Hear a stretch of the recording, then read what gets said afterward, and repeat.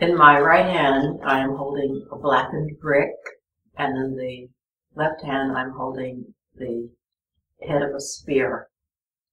The head of a spear because my ancestors who lived in Georgia, the Creek Indians, who later became the Creek and the Cherokee Nation, were run out of that part of Georgia where I was born. But they had lived there for about 11,000 years, we think, and these artifacts have just recently been given to me.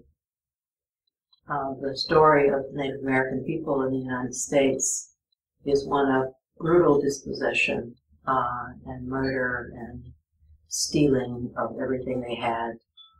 The brick represents the church that my African American, some of them mixed with Creek and Cherokee people, built, and it was burned to the ground by the Ku Klux Klan.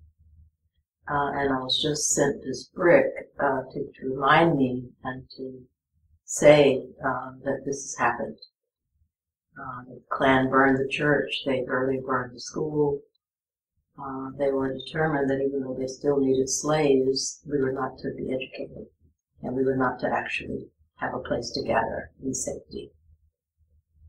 All of this means that for me, especially, the Russell Tribunal is very important, because during those times in the 1700s and the 1800s, there was nobody to speak for the Creek people, Cherokee people, and for the African American people. No tribunal of any sort could have existed because they would have been basically killed right away by the Klan. So when I come to the Russell Tribunal on Palestine, I come with the memory of my ancestors and the same concern, the same, warm heart that I would have given to them, I offer to the Palestinian people.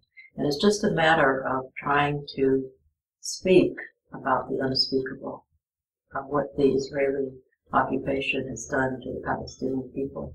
It is really unspeakable. I mean, how can we speak about what they've done to the people, to the children, to the women, to the men, to the boys? What about the prisoners that they have?